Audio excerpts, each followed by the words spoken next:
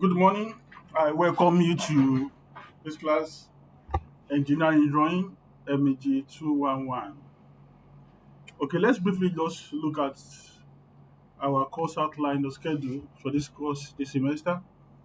We'll be looking at introduction to drawing instruments and their proper use. We'll be looking at scales, line work, lettering. Also, look at dimensioning, which is very key and important to any engineering drawing product. Also, we'll look at loci. We'll focus majorly on the drawing of ellipse, hyperbola, and parabola among the ones that you see listed in the course outline. Also, we'll be looking at orthographic projection both in first angle and in second angle projection. They also will look at isometric projection and oblique projection. So that will be our course content this semester. To start with, what do you understand by engineering? Who are engineers and what are the role of engineers in our society? And that will also lead us to how important engineering drawing it is to the practice of engineering. Engineering is a profession in which knowledge of mathematical and natural sciences is applied with judgment to develop and utilize economically the materials and forces of nature for the benefit of humanity. It implies that the practice of engineering is for the sole purpose to benefit humanity. The modern and informal definition of engineering is the art of making things to work. Is the art of making things to work. You create, you invent, you bring something to be. That is what engineering does. The term engineer comes from the Latin word in general, which means to create. So, as an engineer, your role is to create, is to make things, is to invent. As an engineer, it is expected of you to have required knowledge, planning skills, and the ability to create. And engineering drawing is key to this ability to create. That's why we are looking at engineering drawing as a course. We will come to this much later as we go on in the course. So that takes us to the question: what is engineering drawing? Engineering drawing is a language of manufacturing. Basically, it's a language by which engineers communicate. It's a language by which engineers communicate ideas, communicate designs, or their inventions. Engineering drawing is a document that communicates a precise description of a part. This description is in most cases consists of pictures, words, numbers, and symbols. So in other words, a detailed engineering drawing gives you a pictorial drawing or picture of what is to be produced. Words are put there as comments to give more details to some parts. The numbering is done as dimensions or as references. Then you see some symbols to communicate further information on what type of line is this, or what type of uh, geometry, what type of symmetry is a particular drawing. A designer communicates his intention using drawing. As an engineer, what you intend to build or what you intend to create or your inventions can only be communicated to the manufacturer or to the workshop by drawing.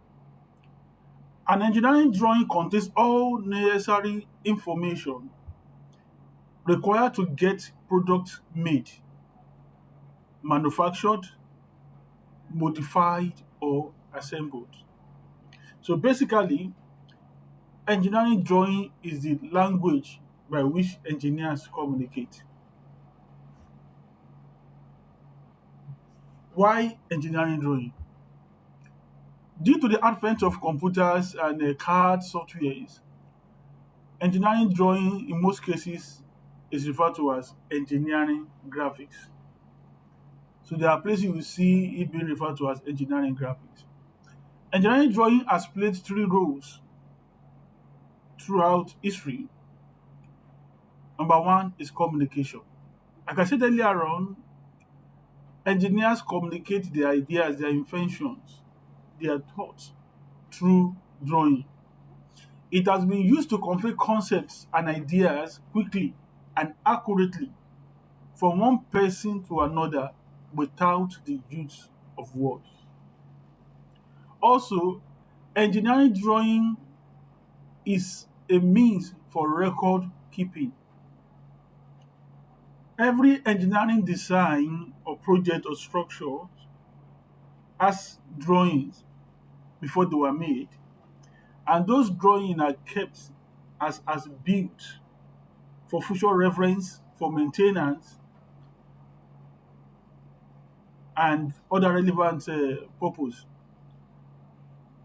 As designs become more complex, it became necessary to record the ideas or features that worked well in a design so they could be repeated in future applications.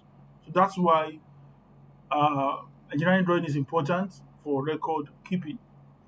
Also, engineering drawing is used for analysis.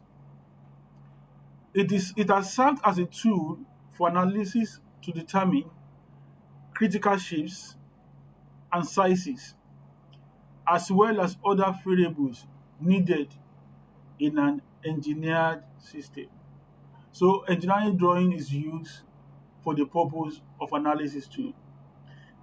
And that's why in most cases when we are dealing with issues of statics, engineering mechanics, strength of material and some other courses, we discover that we still require that you still make some sketches or drawing. Sometimes we call those one free body diagram. The drawing are made for the purpose of ease of analysis. So engineering drawing also aid analysis. Now engineering drawing also provide a background to several other courses such as computer aided drawing. Today now the world is trending with the use of computer aided drawing. So many softwares are springing up. But your grounded understanding of engineering drawing is essential to be able to use those softwares and tools. That's why engineering drawing is very, very important and imperative. We look at the types of drawing. Majorly, we have artistic drawing and engineering drawing. I won't dwell on artistic drawing because it is not an engineering drawing and it's not what we will be looking at. So, our focus is engineering drawing. This type of drawing is not abstract. It requires an understanding of technical drawing.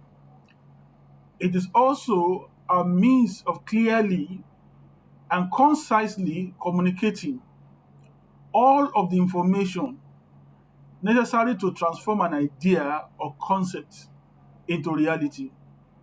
This type of drawing contains dimensions, notes, specifications. It is different from artistic drawing. Artistic drawing is drawn for some aesthetics and beauty, decoration. Engineering drawing communicates ideas, design, concepts. Engineering drawing is meant to communicate a design. Like we can see in the picture below, that is a design that is being made using drawing.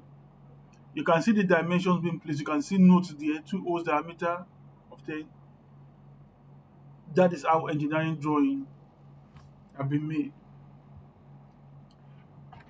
Now, before we talk about going deep into engineering drawing, we have to look at the design process. Engineering drawing is a product of the design process.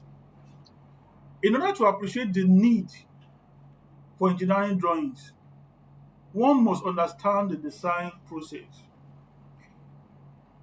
The design process is an organized step by step procedure in which mathematical and scientific principles, coupled with experience, are brought, are brought to bear in order to solve a problem or meet a need. Any product that is to be manufactured, fabricated, assembled, constructed or built, or subjected to any other type of conversion process must first be designed. Okay? And this is done with the knowledge of mathematics, science, some experience in practical field for you to be able to come up with the design. And let's look at the chart process of how design is done. So look at the design process. The first thing is problem identification. You must identify a need or problem to be solved. From there, you initiate ideas, ideas that will actually solve the problem. From the numerous ideas that have been initiated or thought of, you narrow down your idea to the most probable idea that will bring a suitable and optimal solution, and that brings us to the proposed solution. So, from all the ideas, you look at the one that is going to give you an optimal result. So that become your proposed solution. And after you have proposed your solution, then we can now create a model that will test. So we'll test the model or the prototype, or we can use a 3D computer model to make the model and test. It help us to analyze with the aid of the computer models these days. Then after you have tested your model, you are okay with the model, so your model is going to work. Then that comes down to the working drawing. You produce a working drawing. That working drawing is an engineering drawing that communicates the idea to the fabricator or the manufacturer that's going to produce or manufacture the items that is being conceptualized. So the working drawing, like we said earlier on, provides every detailed information as to size, as to dimension, as to shape, as to the relationship with the components which is going to work with. Okay, we look at the application of engineering drawing. Engineering drawings are needed in any setting that involves design and subsequent form of conversion process. So in any organization or system where design is essential, where manufacturing is essential, where a product is to be a tangible product is to be made, then there is need for engineering drawing. So engineering drawing finds application in manufacturing and production. You find application in engineering generally, in civil engineering, in electrical engineering, in mechanical engineering, and all aspects of engineering. It finds application in architecture. It finds application in the construction industry, where bridges, buildings are made. So we find application generally in engineering practices. Okay, now what are the regulation of engineering drawing? Drawing had to be drawn to standard and had to be drawn to communicate ideas without any ambiguity or any confusion. Now to ensure this, we have regulations that guide engineering drawing. Regulation of engineering drawing ensures that people communicating using the graphical language are speaking the same language all over the world. So it has to be the same language all over the world, anywhere on the globe. A drawing produced in Nigeria will not have a different meaning when that drawing is taken to America, when that drawing is taken uh, to France or Russia. It is the same. So we can say engineering drawing is a universal language. Standard are sets of rules that govern how technical drawings are represented. Now, the most widely used standards of practice for engineering drawing and drafting are those listed below. We have the US Department of Defense, DoD as a standard, the US military as a standard, the American National Standard Institute as a standard, American Society of Mechanical Engineers as a standard, Japanese standard is also there. We have the International Standard of Organization as ISO. We have the British standard. So I think these days also we have the Indian standard. Uh, all these standards are interrelated and point to the same thing, and they are just there to show that we can have a quality standard drawing that communicates the same idea without any ambiguity or any confusion. Okay, so basically we'll say with international standard of organization uh, in this course, engineering drawing and quality competitiveness. Design and engineering drawing can promote quality competitiveness by ensuring that quality is designed from the outset and ensuring that all drawings accurately communicate the design. So basically, engineering drawing ensure quality of design. The following example illustrates this connection. An incorrect dimension on technical drawing can cause rather the part to be at the wrong size because of the incorrect dimension. Sometimes even incorrect symbol, when you put the symbol of a square instead of the symbol of a diameter, it communicates the wrong idea and will cause the part to be wrongly produced. Also, an improperly drawn view can cause a part to be manufactured in the wrong configuration. And when that is done, it cannot fit in into the general assembly. So every part must be drawn correctly, every view must be drawn correctly, every dimension must be placed correctly, the right symbols must be placed, the right specification must be specified for any drawing to be made. That will end the first aspect of the lecture today. And next we look at engineering drawing instruments.